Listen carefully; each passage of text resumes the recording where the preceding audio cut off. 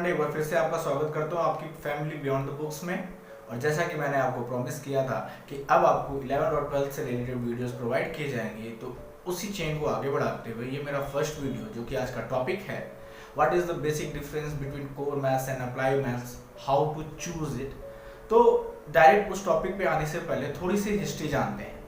तो जैसा कि आपने देखा, मैंने एक रिसेंट वीडियो बनाया था आपके लिए कि बेसिक मैथ्स और स्टैंडर्ड मैथ्स में क्या डिफरेंस है। तो जब सीबीएसई ने 2019 में पहली बार डिसाइड किया कि अब मैथ्स को दो पार्ट में डिवाइड किया जाएगा, एक बेसिक और एक स्टैंडर्ड, ताकि जो बच्चा कॉमर्स के साथ जाना चाहता है, मेडिकल लाइन में जाना चाहता है, आर्ट्स में जाना चाहता है, वो बेसिक मैथ्स के थ्रू होके जाएगा, और जिन बच्चों को इंजीनियरिंग रिसर्च में जाना है वो इजिली अपने स्टैंडर्ड मैथ्स के थ्रू होके जाएंगे। इसी प्रोसेस को आगे बढ़ाते हुए 2020 और 21 के करिकुलम में सीबीएसई ने 11-12 में इंट्रोड्यूस किया applied maths and core maths. Okay, तो अब यहाँ पे थोड़ा सा कंफ्यूजन हो गया कि भाई अप्लाइड मैथ्स और कोर मैथ्स क्या होता है। उससे पहले मैं बता दूं आपको कि जब बच्चा 11th में एडमिशन लेता है, स्पेशली कॉमर्स में, तो कॉमर्स में उसको 4 कंफर्म सब्जेक्ट होते हैं, जैसे कि अकाउंट्स हो गया, इकोनॉमिक्स हो गया, बीएसटी हो गई। और जब बात करते हैं कि उसको ऑप्शनल सब्जेक्ट्स लेने होते हैं, तो ऑप्शनल सब्जेक्ट्स में भी उसको ऑप्शन नॉर्मली जो स्कूल्स में अवेलेबल है उस पर डिपेंड करता है। बेसिकली जो मैंने कॉमनली फाइंड आउट किया है कि स्कूल्स में कौन से ऑप्शनल सब्जेक्ट अवेलेबल हैं, तो उसमें एक होता है आपका पी फिजिकल एजुकेशन, दूसरा जो आता है वो आपका होता है ईपी एंटरप्रेन्योरशिप, तीसरा होता है कंप्यूटर साइंस, और फोर्थ होता है मैथ्स। तो जो अप्लाइड मैथ्स है ये बेसिकली उन बच्चों के लिए है जो कॉमर्स विथ मैथ्स पढ़ना चाहते हैं। अब सवाल ये है अप्लाइड मैथ्स ले कौन सकता है। तो जो बच्चे ने चाहे बेसिक लिया हो चाहे स्टैंडर्ड लिया हो 9th-10th में, वो अप्लाइड मैथ्स चूज कर सकता है।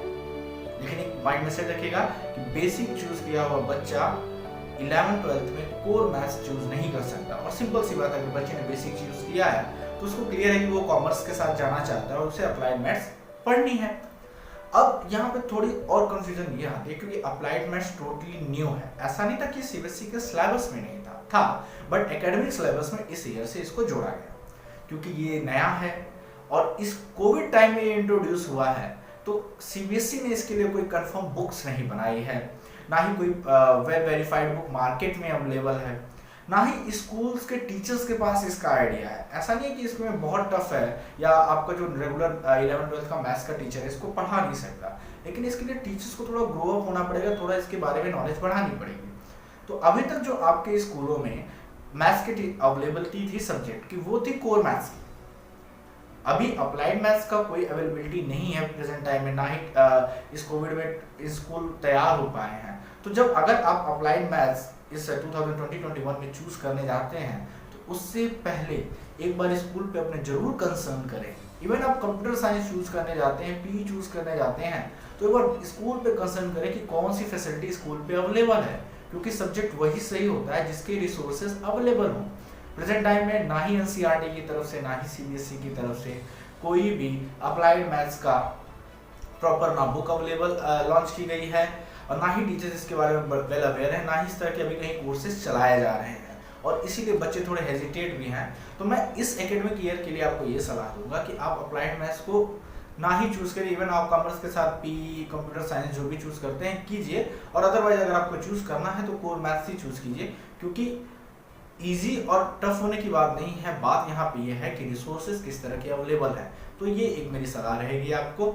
अब बात करते हैं कि अप्लाइड मैथ्स का फायदा क्या होता है। अगर सीबीएसई ने इंट्रोड्यूस किया तो अप्लाइड मैथ्स के फायदा क्या होते हैं। तो देखिए, नाम ही अप्लाइड मैथ्स, मतलब ये मैथ्स पूरी एप्लीकेशन बेस्ड होती है। इसके एप्लीकेशन आप डेली लाइफ में यूज करते हैं। तो जो बच्चा कॉमर्स विथ मैथ्स जाना चाहता है एडिशनल सब्जेक्ट में, उसको अप्लाइड मैथ्स चूज करना चाहिए। उसका रीजन क्या है, कोर मैथ्स का उसको बहुत ज्यादा कॉमर्स में यूज नहीं आएगा और उसके लिए थोड़ा टफ होगा। अप्लाइड मैथ्स की क्या बात है, अप्लाइड मैथ्स में स्टैटिक्स, रीजनिंग, फाइनेंशियल मैथ्स, ये सारी चीजें उसको पढ़ाई जाएंगी, और जब ये सारी चीजें पढ़ाई जाएंगी तो वो उसके डायरेक्ट कॉमर्स से रिलेटेड होगा।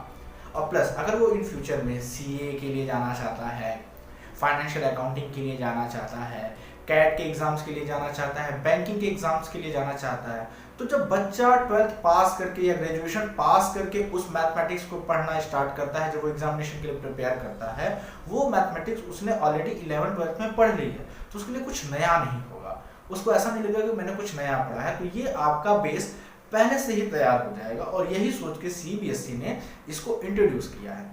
तो जो बच्चे नेक्स्ट ईयर, जो अभी 10th में है और बाद में 11th में नेक्स्ट ईयर एडमिशन लेने वाले हैं, उनके लिए तब तक मैं होप करता हूं कि ये रिसोर्सेज अवेलेबल हो जाए, कोई प्रॉपर बुक अवेलेबल हो जाए।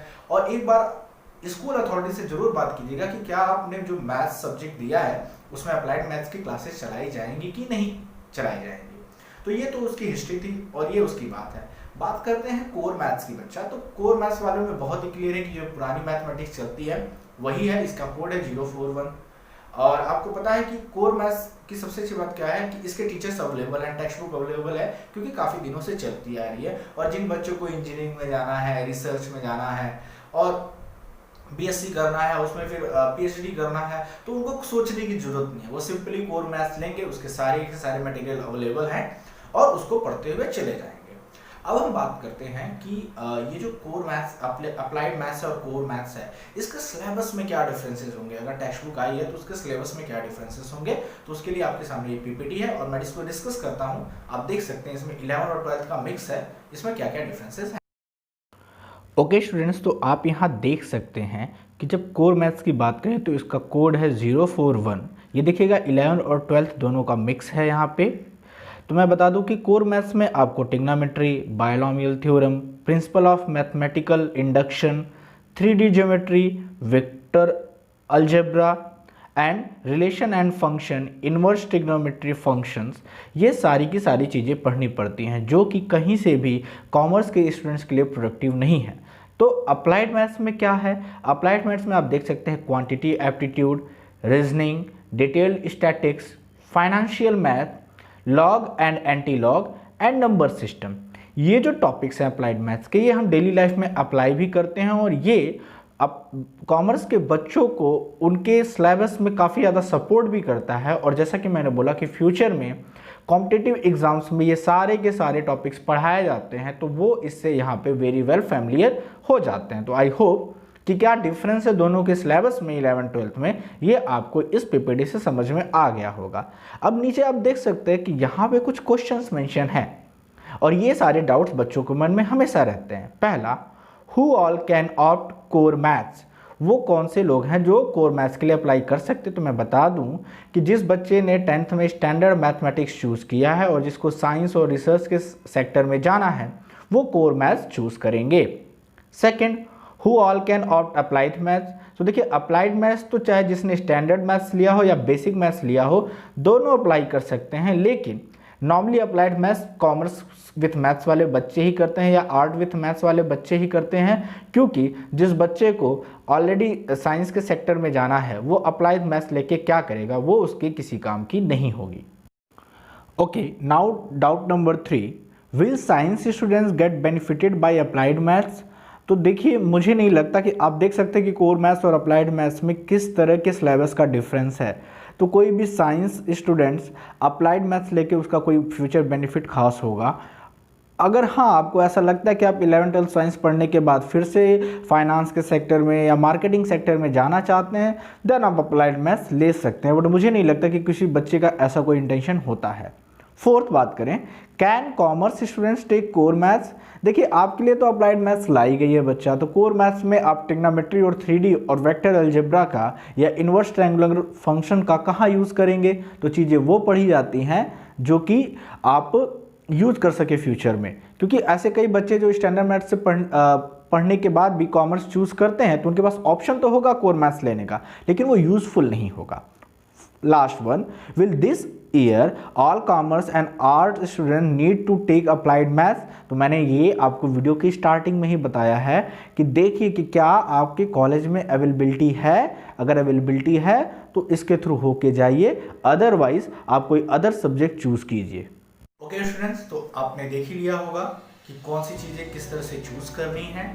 इससे रिलेटेड कोई और डाउट हो तो कमेंट बॉक्स में जरूर मेंशन करें। और वो स्टूडेंट जो ये जानना चाहते हैं कि सर अगर कंप्यूटर साइंस ऑप्शन चूज़ करें तो उसका क्या फ्यूचर होगा, अगर पीई चूज़ करें या एंटरप्रेन्योरशिप चूज़ करें तो उसके क्या आगे के फ्यूचर हैं, तो वो उसके वीडियोस आपको इसी चेन में कंटिन्यू मिलते जाएंगे। उसके लिए मुझे थोड़ा टाइम दीजिए। और कोई डाउट हो तो कमेंट सेक्शन में ज़रूर मेंशन कीजिए।